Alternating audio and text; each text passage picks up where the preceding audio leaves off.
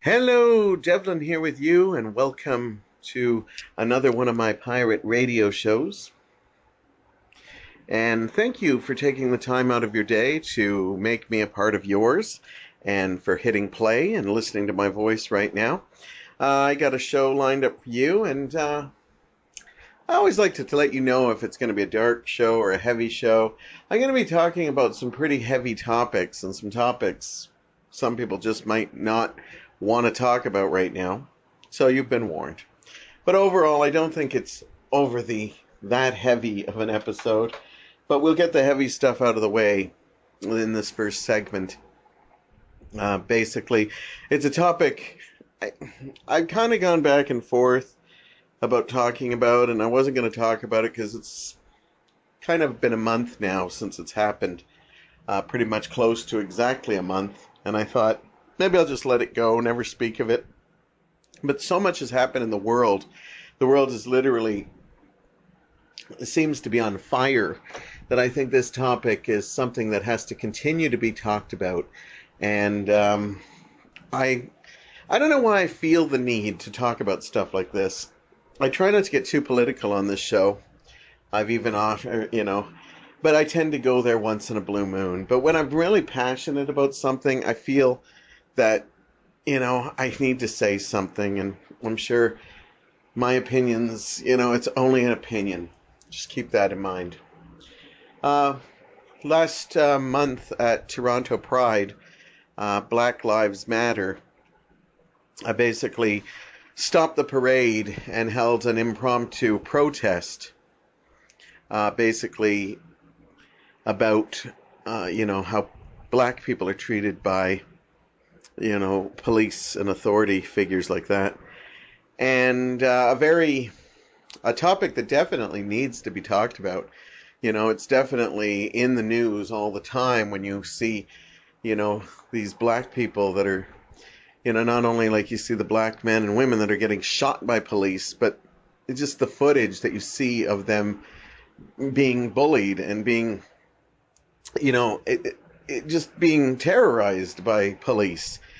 And it's not like it's not being recorded out there. It's visually there. It's not just a rumor. It's not just, just somebody, saying it's out there. We've seen the footage, and this is definitely something that needs to be dealt with.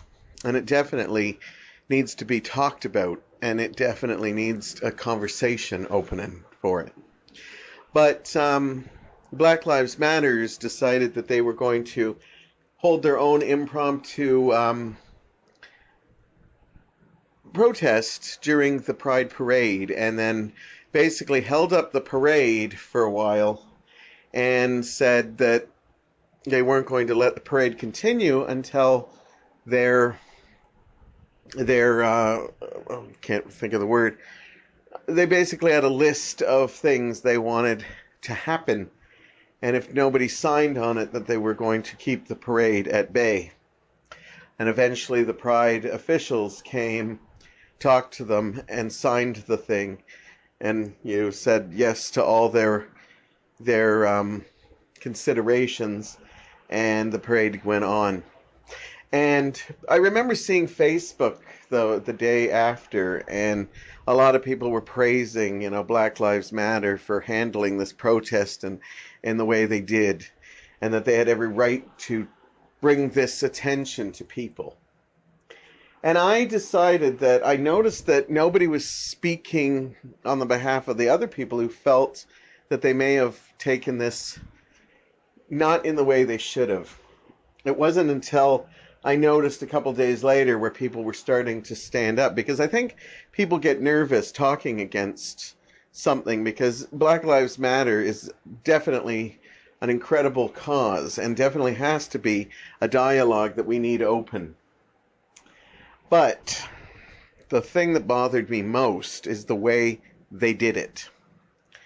The way that they basically handled being, special, or the special guest at the Prides, at the Pride Parade, invited to show, give them a voice. And they took that voice and yelled with it. And they started it, I remember, with the, "In no way are we bullying."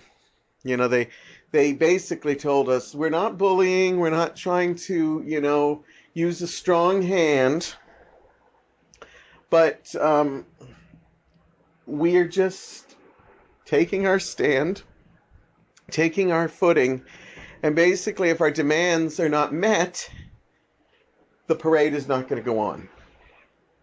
Basically saying that until we get a signature on some paper, we're holding up this parade. That is bullying. I don't care if you state it that it's not bullying. This is, in my opinion, not only bullying, this is actually terrorizing people. This is more than just making yourself known, okay? And this is the problem I had, and the problem that people weren't speaking of. When I did eventually write about it on Facebook, it was amazing how many people who kind of supported me, but it was also amazing how many people called me, basically that I was a white privileged racist. Yeah, because I had an opinion. And which I thought was kind of funny, because the whole thing about the we're not bullying, and basically, we want our voices to be heard. But it's funny when you talked against it that apparently our voices don't matter either. So the whole thing about wanting an open dialogue, obviously bullshit. Because as soon as somebody else spoke against them, they were automatically deemed as racist, we don't care, white privilege. I heard it all. I'm a man, I'm white, I'm sorry. I didn't make the decisions. So anyhow, my problem wasn't that they spoke their vote, even if they stopped the parade and held a protest. It's because they held the parade hostage is where I got problems. Not to mention, in their many demands, and a lot of the demands I agreed with, open, conversations with the police force, sitting down with authorities, like, all good. But one of the things that was in there was that they did not want any police presence in the Pride next year. Okay, the reason I have a problem with that is because now exclusion does not promote inclusion. You're now saying that you want a whole group of people that are different races, different genders, different nationalities, to not have any part in this. Whether they're straight cops, gay cops, bi cops, any kind. And as soon as you start putting a group, that's not saying that lives matter. That's now putting yourself higher than a group. And now I know there's a lot of people getting angry saying, but that's a career choice. That's not a group. But no, it is. And it's a career choice that was made by men, women, gay people, bi people. It is. It is a group. You're trying to get a group out of there. I remember when I went to my first Pride, and I remember seeing there was a recruitment booth at the police thing.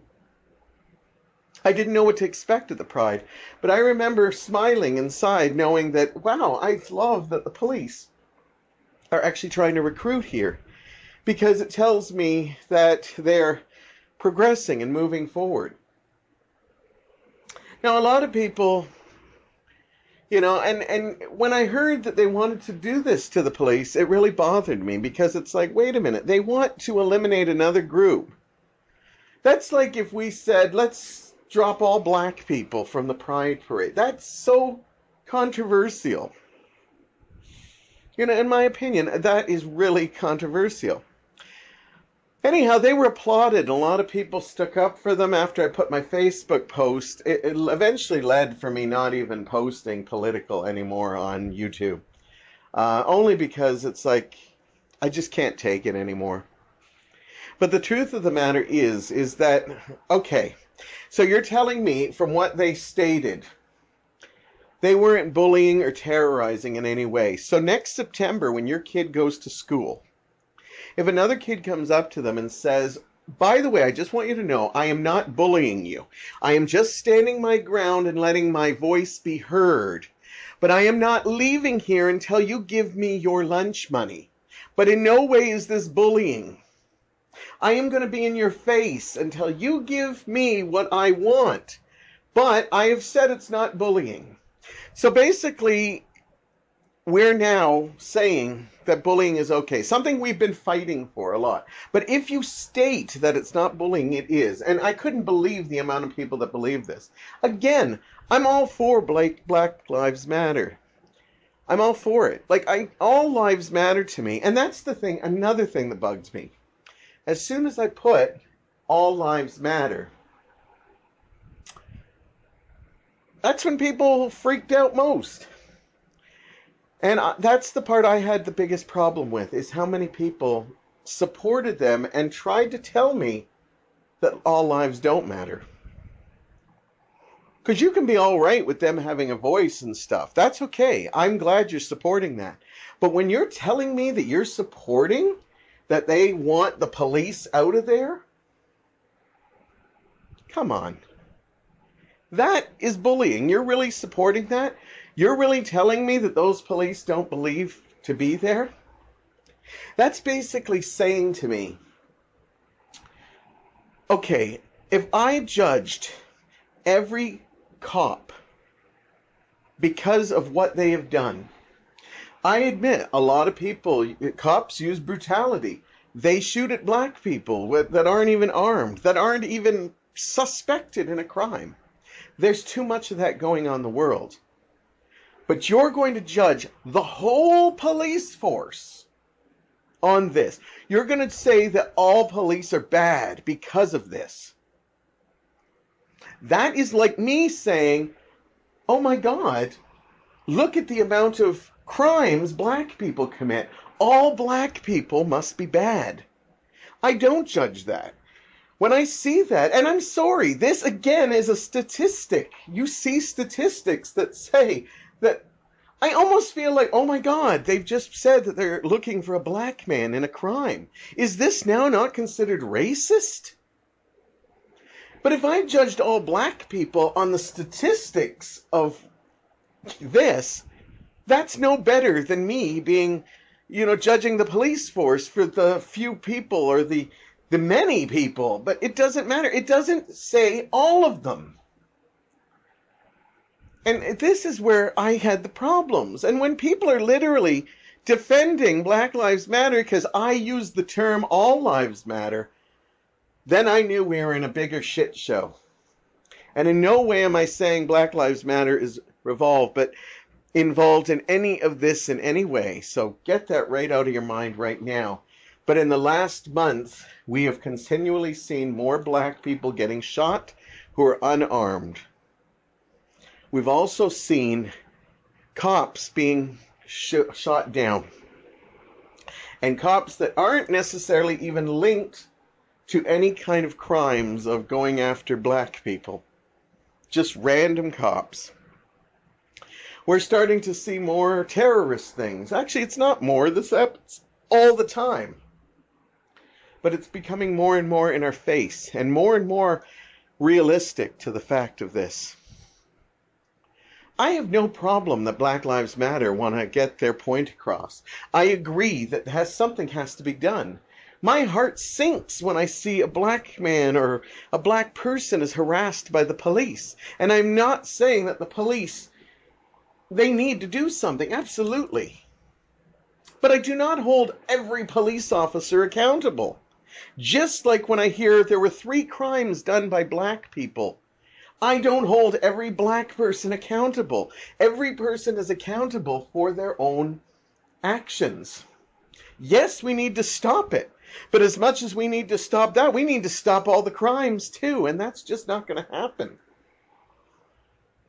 Now, I am happy to see that it looks like there are police that are really taking some serious looks into this thing. And I'm also seeing that Black Lives Matter have gotten some things, like they're getting some talks with people, like authority figures and stuff to deal with this stuff. Because this is all positive way. But the way they did it, I don't agree with.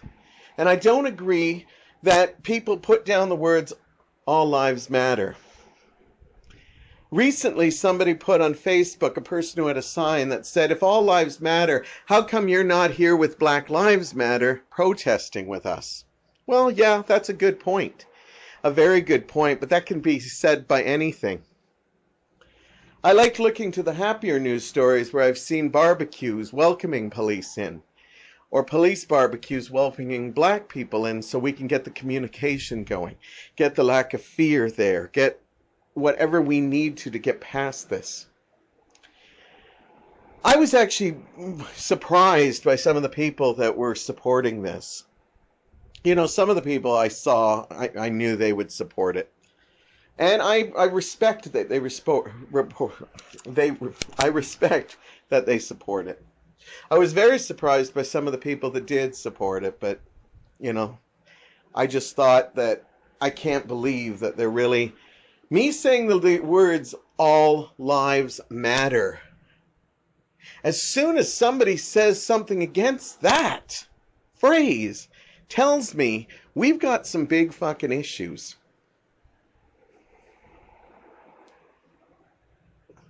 Because you know what? Asian lives matter. Gay lives matter. Trans lives matter. Muslim lives matter. They all matter. Okay? But what I'm seeing in this world that we're coming to, that's becoming a real shit show. Somebody told me recently that they believe we might actually see World War III. And I'm starting to believe it. I used to, as a kid, always worry about that, but for the last several decades, I haven't. But now I am again. But I think it's going to be a little bit different. I think it's going to be a big civil war thing, and I think it's going to be crazy, but I'll talk about my crazy ramblings on that. A black person can stand up for themselves, and they're considered proud. An Asian or indigenous person can stand up for themselves, and they're proud. A woman can stand up for herself, and they can be proud. A gay person or a trans person can stand up for themselves. They are proud.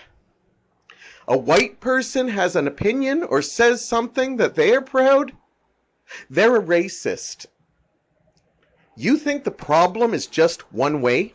You think white privilege is the problem? You want to hate me? I have unfollowed some friends on Facebook. And the reason why is because I'm tired of seeing their negativity towards all whites and all men. I'm sorry. I did not choose to be white. I did not choose to be male. So to slap in my face that I'm just a white privileged, boy, it's lucky I suck cock and I'm gay, because that apparently gives me one thing against the thing. Some people were surprised that I was a gay, but I didn't get the Black Lives Movement. Well, I'm sorry. If that was Caravana and it was a group of white people saying that they wanted to stand up for themselves, do you think we'd get the same response? Do you think people would embrace them? Do you think if Take Back the Night was stopped, but not bullying, just standing their ground by a bunch of men, saying that we want to be part of this too, but because you keep us out, we shouldn't be? Do you think if we held a protest for Take Back the Night by a bunch of men, do you think the media would have embraced it? I'll tell you, no. No. Because I'm white privilege. That's what they tell me. You know, I did not have any hard times growing up. Well, sure, if you want to not get to know me, then that's what you can think. But there's a lot of food for thought, and it's not just one way. You can't judge people on just because they're white or male. There needs to be a lot of dialogue. But we don't need to take it by bullying or with force. Yes, we might have to take a strong hand. But when you're an invited guest, that we want to honor you by saying this is just a cause that's important to us, and you decide to take it one step further, and you just tell us this isn't bullying, but then tell us that we want to not include everybody in the next year's parade. We want this certain group out. Well, I'm sorry. Then next September, we need to teach the kids that, oh, we were wrong about bullying. It's okay, because you're just standing your ground. I'm not good with that. And, hey, if you still support it, I'm proud of you. But when your kid gets bullied, or you see somebody getting hurt because of something like that, or you see a terrorist attack that tries to hold down that thing, and you suddenly, oh, I think I might have seen it in a different way. I don't care if you think that I'm shallow thinking. I've given this a lot of thought, and it's taken me a lot to try to get it on tape. I may even regret doing this. But you know what? I do care for people. Am I out there protesting for everybody? No. Maybe I should be. Maybe I should be volunteering. But there's a hell of a lot of people that are in the same boat with me and are black and Asian and that don't do that either. So if you want to judge me, go right ahead. Anyhow, I'm taking a short break. I got to unwind. This topic drives me crazy. But we will go into something a little lighter. We'll talk about catching Pokemon next. I'm back. Got myself a drink of water, calmed down a bit. Now I'm going to talk about a topic that I probably have no reason to talk about whatsoever. And I'm usually, when I start talking about things, it probably means that the fad's over. But this is one of those fads I decided to take a crack at while it's fresh and new. I'm talking about Pokemon Go. This is, of course, the new game. You use your phone. It's a new app. It's just come into Canada. It's been in the States, and eventually will be going into Japan and other places in the world. It's become a billion-dollar seller. It's had so many millions, billions, I don't know my thing, but so many people have played this game, and it's become a hot thing. Basically, if you see a big group of people looking at their phones in parks and in places like city halls and stuff, this is probably Pokemon Go. It gets people out of the house, and you basically look for Pokemon creatures and catch them. I won't say I'm an expert at this in any way, and I'll start by saying that please take this opinion with a grain of sugar because of the fact that I don't really know a lot about it except for what I've read about it, and I've done some reading about it because it's obviously in the last 2 weeks it's just filling my Facebook and social media up. So I decided, why not talk about the topic? I'll start with the fact that I've never been a Pokemon player or fan. Now, when I say I'm not a fan, it doesn't mean I hate Pokemon. I've just never gotten into it. I know some of the characters, obviously Pikachu and some of the other little ones, but I've never been into it. I never watched any of the movies. I've never watched, played any of the games. So I'm not an expert at this. It's just my opinion. That being said, I actually think the Pokemon Go is an incredible thing. I love that it's an interactive game where you actually go out places and you actually search for these and you look for stops. I think the technology and the idea of this is incredible that we have gotten to this point where we can now have a video game that steps us into reality. Like, we basically play this game outdoors and you compete with people, and to me, it blows me away. I'm not a big computer game fan. Like, my computer days are long gone. We're talking Pong, we're talking ColecoVision, we're talking Intellivision, we're talking Atari, we're talking Pac-Man, even going to the arcades and playing Street Fighter. That's, I've never gotten into computer games, but one thing some of you might not know, I watch Electric Playground, and I'm fascinated by learning about video games, and I'm amazed by them. Now, I'm not the biggest computer fan. I know a couple people who have actually been addicted. And I know what you're saying. Some of you are rolling your eyes, but I'm talking about full-fledged computer addiction where they became social outcasts. They lashed out at the real world, spent all their time online. The only friends they had were people they talked to playing the game, and just became depressed to the point that when they weren't playing the game, they were talking of suicide. So I have a kind of a love-hate relationship with video games. I think played in moderation, or, even, and I'm not saying moderation as in only a half hour a day. I'm talking, even if you get a game and you become obsessed with it for like a weekend, I get that. I get that. But when you become like that's all you do for, weeks on end, and you turn away from all your friends and family, that's when I get a thing. But as I said, I really like looking at these video games, and I've watched, Electric Playground for, a couple decades. I think they're 25 years old or something. And I used to love watching game reviews and how games played, and saw how they've turned into like almost like movies and stuff. So I'm fascinated by that. That being said, it also scares me a little bit. We have now got this technology that is so advanced we can go out and play games. I'll be a little old person here right now and say this scares me, because right now it's sweet little animals and we're, throwing the little ball at them. But there's going to come a point that it scares me to think that, we're eventually going to start getting first shooter games. And then we're going to go out there and challenge people. Everybody talks about the social aspect about it, and I'll talk a little bit about that in a second. But what happens when it becomes more of a fighting game, where you're literally looking for people to wage war on in a park? Strangers. That scares me to no avail. Because to me, that's just the beginnings of like the Old West again, where we're just looking for like, the gunfights, the OK Corrals, and, there is somebody in Gage Park waiting for you. So get down there and check it out. It scares me. Not to mention, like, things like hearing stuff like planting lures and stuff bothers me to a little bit of an extent, due to the fact that, when kids play these games, anybody could plant something that could eventually get them there. They're already starting to get people getting mugged.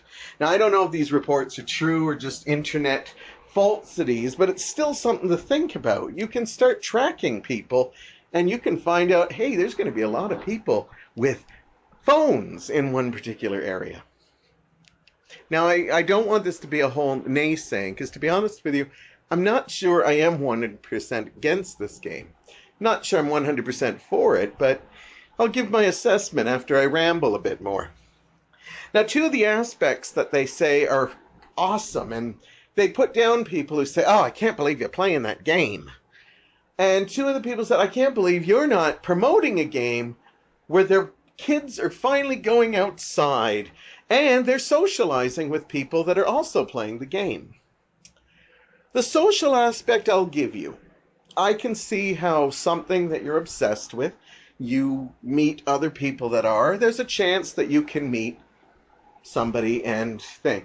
Now, it would be nice that in some cases, I bet that friendship could build and find out you like this kind of movie, you like this TV show. So I believe you could make friends from this. Overall, I think it's just going to be limited to people who are actually just playing the game, and that's all they really want. But yes, I will give you the social aspect. The getting out and getting exercise, I'm not going to give you, because I'm not the biggest nature fan. Anybody who listens to this show, especially this past summer, I don't always get nature, because nature just is a sunburn to me. It's bug insects, it's sore legs from hiking. But you know what? I get the beauty of it. Even as I bitch and complain, there are moments where I look at Bayfront Park and I'm looking over the water and a breeze hits me and I get the beauty of nature. Nature doesn't need promotion to look through a phone to see it when all you're looking for is cute little monsters or a dragon or a flingerflonger or whatever they are. So I'm not buying the whole, but it promotes people to get out there. Yes, it does, but you could basically find just as many Pokemon at the back alley of a dangerous bar than you can at thing. And I've noticed that I've heard people that started off going to parks, but now are starting to go to downtown areas. Now, again, I've heard stories about crashes happening, people trying to get the game while they're driving, or people wandering out on roads causing people to get hit and stuff. Now, again, I don't know if this is internet, gibberish, or if this is the truth, but when you start hearing it, it's going to start happening, whether it's happening already or not. So, I'm not going to give you the nature one. I'll give you the social aspect, but I'm not going to give you the nature one, because nature, you should want to go outside. When we were kids, we'd love to sit and watch TV. We'd love to sit and play our video games. But we also knew that those would be all home. But there's only going to be a certain amount of daylight in the day, and we could go play with friends or just go and have a great time in the backyard. So I'm not going to promote that this promotes going out into nature, because technically you should know that already. You should know going out is good, that getting a little sun on your skin or feeling air on your skin is a positive feeling. So I'm not going to give you that one. I'm not giving you that one at all. Overall, I think the game, when it first came out, I'll be honest with you, I got tired of seeing it. I still do. You see it everywhere. Going out, going out, going out. And again, it's a case of, I'm not surprised when I see certain names are out playing it. Then I see the odd names that kind of shock me. And it's kind of like when you meet a really great person. And like for me, I can't speak for any of you, but if you meet a really great person and then you find out they have a habit that you don't like I find a really attractive guy, and I'm just like, oh, this guy's so attractive. He's got a great body, great face, great personality. And then you find out that they chain smoke, and they have to go out and smoke, or they can't control their liquor or something, or they do drugs. It kind of, okay, I'll try not to judge them, but you kind of like, oh, that will knock me down a little bit in how I perceive them. So sometimes I see that, and some, as I said, I could pretty much predict some of the people on my Facebook, not surprised they're playing Pokemon Go. And then others, I'm just like, really? Them? And, I try not to be judging, but come on, everybody judges me, so why can't I judge a little? So I'm not upset that they're doing it, but I just say, okay, that kind of knocks me in their books a bit. But not too bad, because overall, I'd rather you be playing Pokemon Go than, sticking a needle in your tear duct and getting high. Because, I don't think Pokemon Go is going to have too much lasting effect. Speaking of that, I think a lot of people are worried that this is going to be an obsession, and I think it's going to be for a while. But every fad eventually fades, or just kind of disappears in the woodwork, and I think this one will too. Though I think they're going to find ways to up it and keep it around. I think it's going to be around for a lot longer than people think.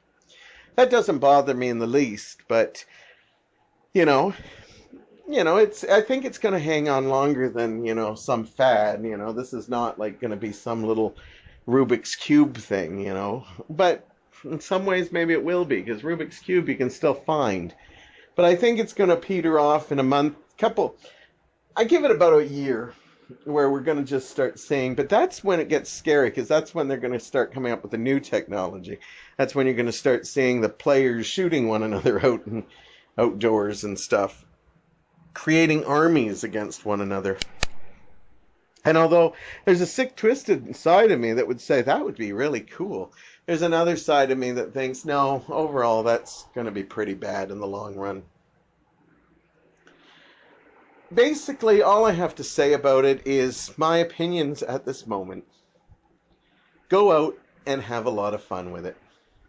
Yeah, I've softened on it. When I first heard about this, it almost made me sick to my stomach, because people were just more interested in this than their friends and family.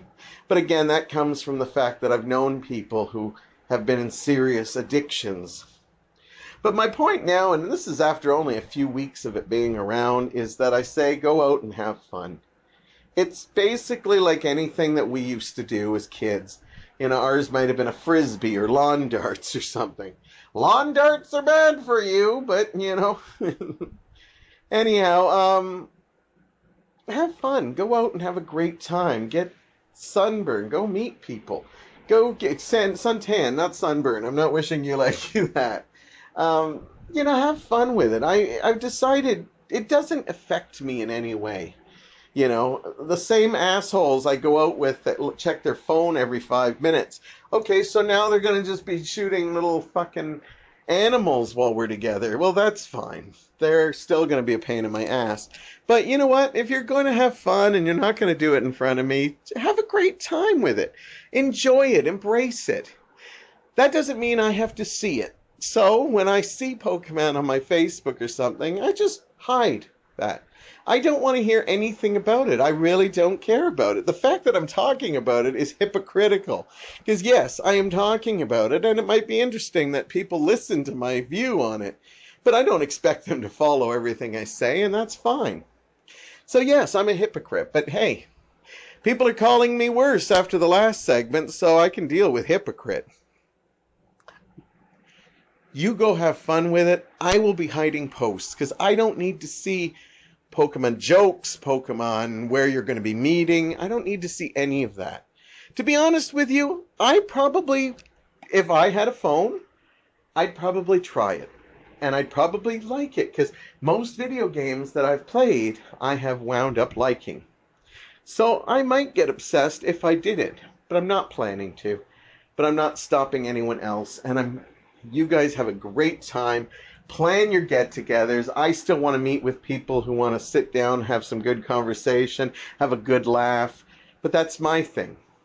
But I'm not going to stop you from doing your thing. I can have my opinions about it, but by all means, have a great time with it. But I am going to stop looking at stuff. No, I'm not unfriending you. I'm not unfollowing you. But you post something, I'm going to get rid of it if I don't want to see it. But I'm not going to judge you for it. Well, a little bit. I'll be honest with it. Have a good time with it. Enjoy it. I'm glad it came out in the summer and that you're going to enjoy it. You wait till the first snowfall starts happening and you're not going to be seeing people out there looking for them. They're going to have to be putting Pokemon in every stop. And stop going to cemeteries. You can have fun with this all your life. I forgot this. This drives me nuts because I know a woman has been bothered because people are going to see the boys' cemeteries and going to see monuments to dead kids because they're like gyms, they're stops. And that's just wrong. And then the fact that people are defending that, well, at least we're going to visit, that is sacrilegious in itself. And that puts me to, kind of the fact that people, again, a woman says, I can't believe people are going to this memorial just because it's a stop. And that's it. And then people are defending that. I'm going to go back to my first segment and bring it around again. I'm now convinced that I am not supporting all lives matter.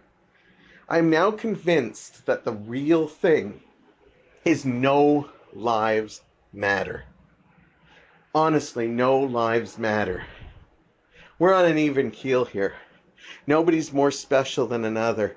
And we're going to start finding that as the world progresses.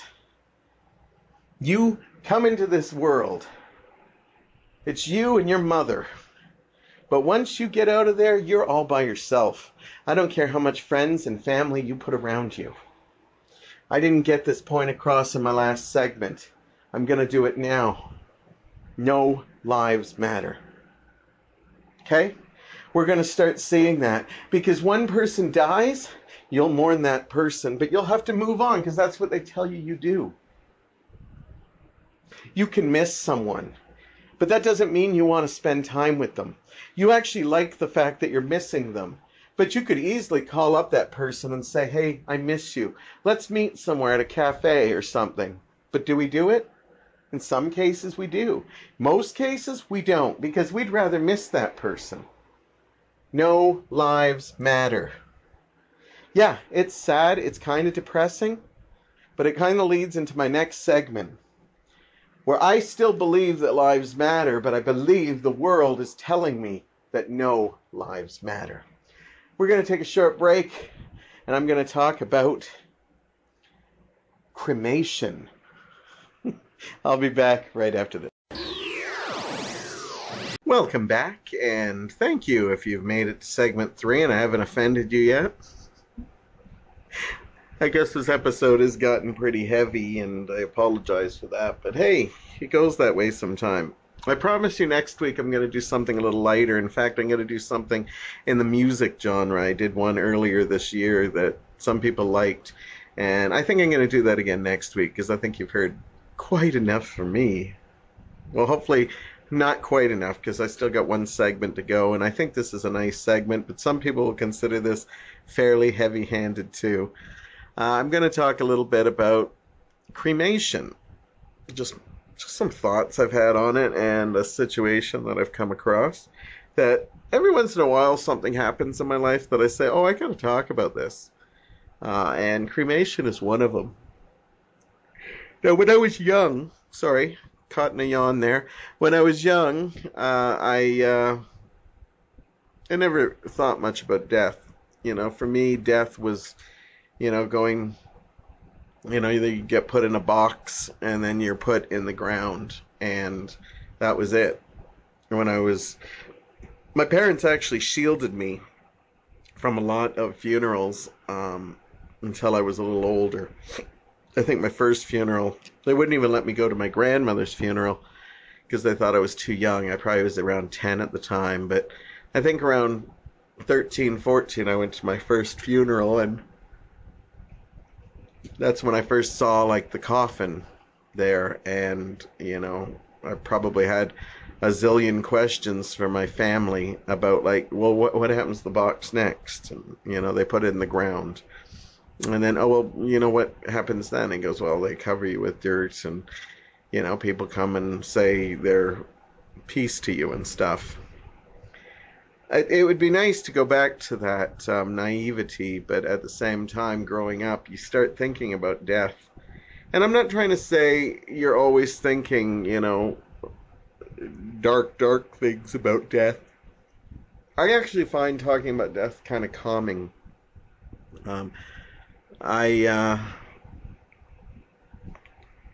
wish I could say that it was always the same, because sometimes you think of death when you're by yourself and you just think, oh, I don't really want to die. I never want to die. And, when you talk about it to other people, yeah, I think that way too.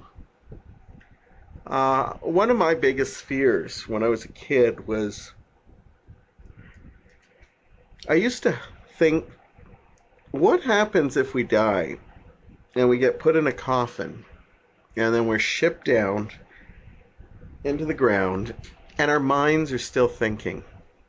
To me, that would be absolutely hell on earth, because now I'm thinking, my mind's very much alive, but I'm technically dead. And I'm going to have to now live the rest of my life. And to me, that was always a thing. And I don't think about it as much anymore, because I'm pretty certain once we're dead, that's it. But I found out later in life that maybe about 10 years before my father actually died, maybe even longer than that, he started having reoccurring dreams about being buried alive.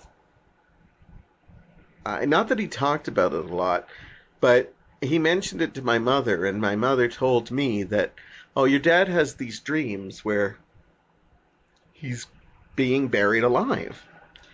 And it bothered me to hear my dad was being terrorized by this, because it's like, I don't want to see anybody I love in distress. But it also opened my eyes to the fact that dying is obviously something we all think about. Some people think of the spiritual side of it. Some people just think it's going to be all over one day. Some people concentrate on what I haven't done. I've never feared away from thinking about death. Now, that doesn't mean I'm not afraid of death. It just means that I think, right now, for death, to me, I see the spiritual side. I see the end game And I think to myself, where before I was like, oh, I never want to die. I love this world. I love all the people that are in my world. But I can't help but thinking now that when I die, I just don't want to die being afraid.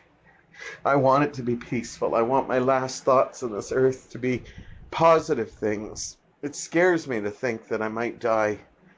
You know, whenever I hear of somebody I know that dies, and I want to know how they died. I want to know, were they in a good place? Were they with people? Because we don't often get that choice. So anyhow, this story actually is more about cremation, because my parents both were cremated. And the more I think about it, the more I really like the idea of cremation. I remember going to a funeral and driving, you know how they have the ceremony and then you drive to the like the graveyard, and then they're going to drop the coffin in the ground. I remember one time, I can't remember whose death it was, but I was riding in a car and they were listening to Q107, and I remember Pink Floyd's Waiting for the Worms was played, and I was like, oh, this probably isn't a great song to hear just before going into a graveyard.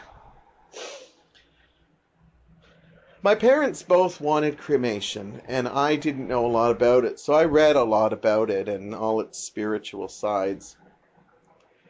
And some that, like, for some, it's not an option, because it's like some people believe that once you're cremated, that's it. You have no soul, you have nothing. But I see it totally in a different way. And that's, I see the spiritual side. I believe our energy still is here on earth. But the dust you become is just your body, and that everything else is released from that.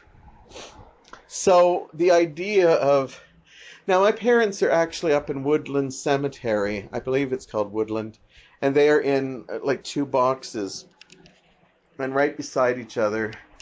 And I basically love the thought of them being together. But more and more I'm thinking that when I go, I really would like to, you know, I like that spiritual thought. I love the idea of taking my ashes and maybe releasing them somewhere. I love the concept that my energy is still here on earth, hopefully in the hearts of the people who love me. But at the same time, I like the idea of my energy still out in the world, and that the dust can go back to the land. I love that idea. How this came about was probably a couple months ago. I went up to Mike's cottage where we visited with his dad, and there was a moment where he said, by the way, we still have some of your mother, and we would like you both to spread some of her ashes. And, you know, Mike was like, yeah, well, let's do that. And his father told me all the places that they had put her ashes already around the cottage. Now, first of all, I was very happy that they were doing this, because I know his mother was very worried that they were just going to put her in the ground. And she loved that cottage, and she wanted to be part of it. And quite frankly, I think she even told me, if they try to put me in a grave, my sister or my husband or my kids, you steal the ashes and find a way to get them up there, and you spread me around here, because this is where I want to be. Luckily, we hadn't worried about that, because they had already agreed to that, so didn't have to do any graveyard robbery in there. Because I take that kind of stuff serious. You know, if somebody tells me this is what I want for my dying thing, and if nobody else sees it, I want you to do it. I take that totally serious. So basically what happened is I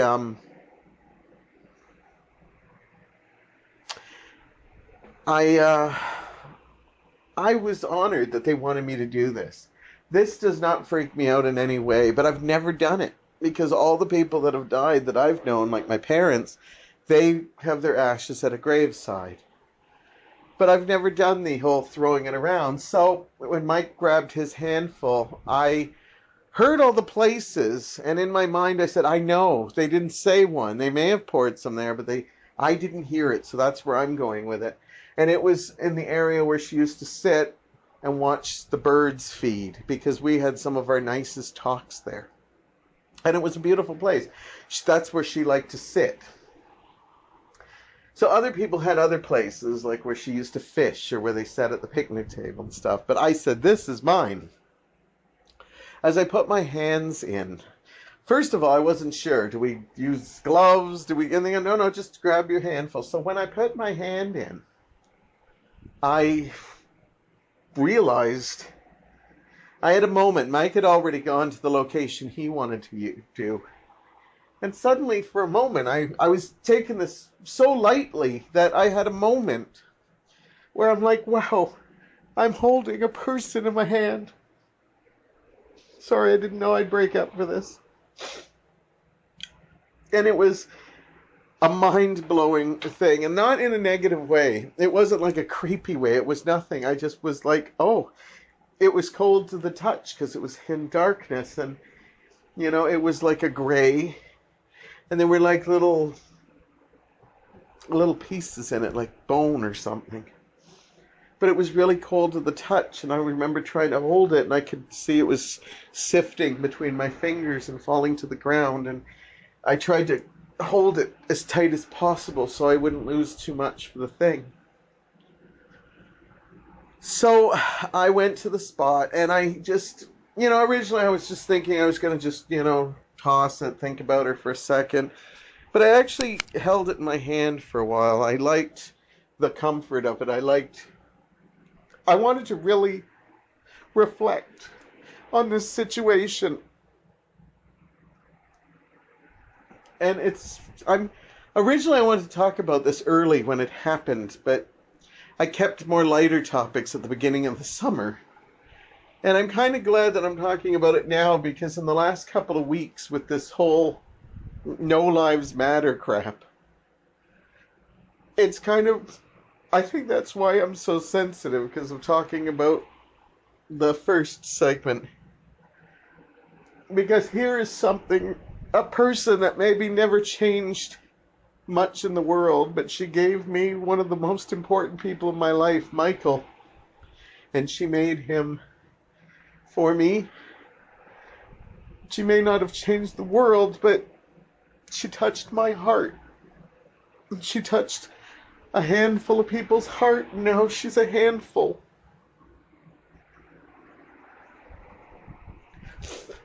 And when I hear people telling me that I don't matter anymore, that I'm starting to feel it in my own heart, I can't believe that.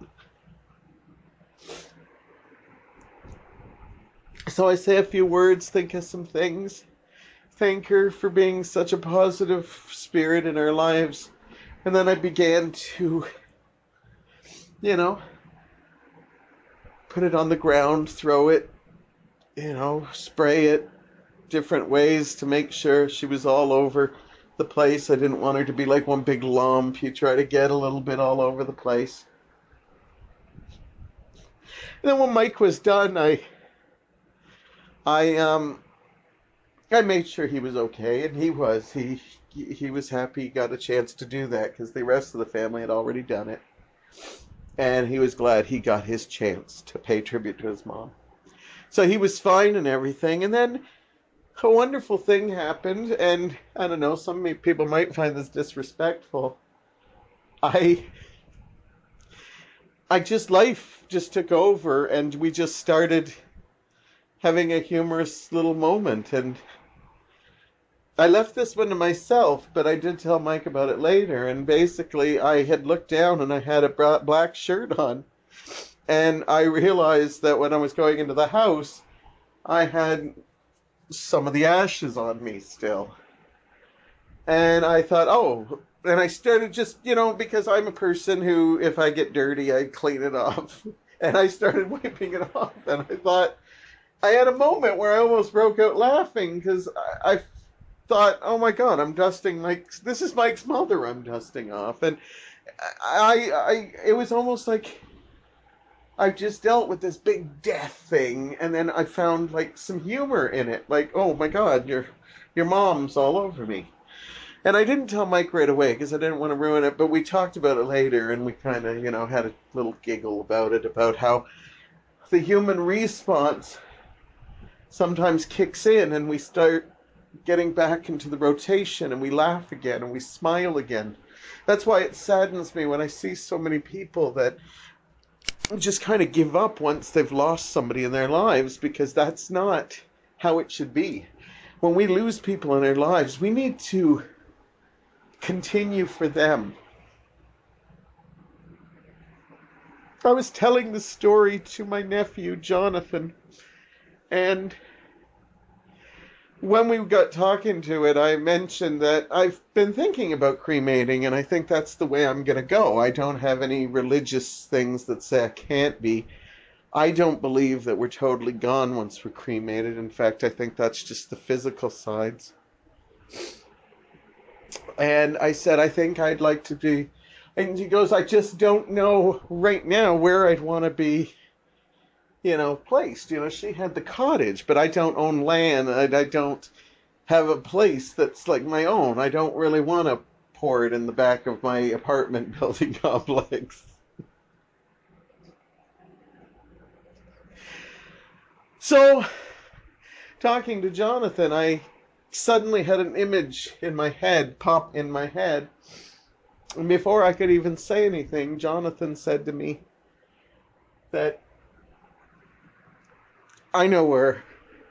Well, he started even beautifuler than that, because he said, if I had the honor of getting to be one of the people that spread your ashes, I know where I would put you. My tears just started welling up in my eyes, because I had a feeling we had a mind thing where he read my mind, or he read his own mind, because he knew how my mind thinks. And I said, you're going to make me totally out cry if you say it. And he basically said, the drive-in movie. We have so many memories there, and it means so much to us, and we have great talks there. And I just burst into tears, because I just couldn't believe that, yes, that was one of the places that would be incredible to be. But the thought that he thought of it before me asking him was even more magical. I know a lot of people who made it to the end of this segment and the whole thing are probably saying, how do you do this to me? Why are you going so dark? It's the middle of summer. Shouldn't you be talking about swimming pool or your love of ice cream? Or, every once in a while, I guess I go dark. I am sticking with my No Lives Matter. Because if we can't come up with a way that we're all going to be equal, and then the world tries to tell me, well, we should all be equal, but some people are always going to be better than some, then I would rather, or just me saying all lives matter and people actually question that, then I'm going to stick with my no lives matter. But you know what? They matter to other individuals. And I know that when I go,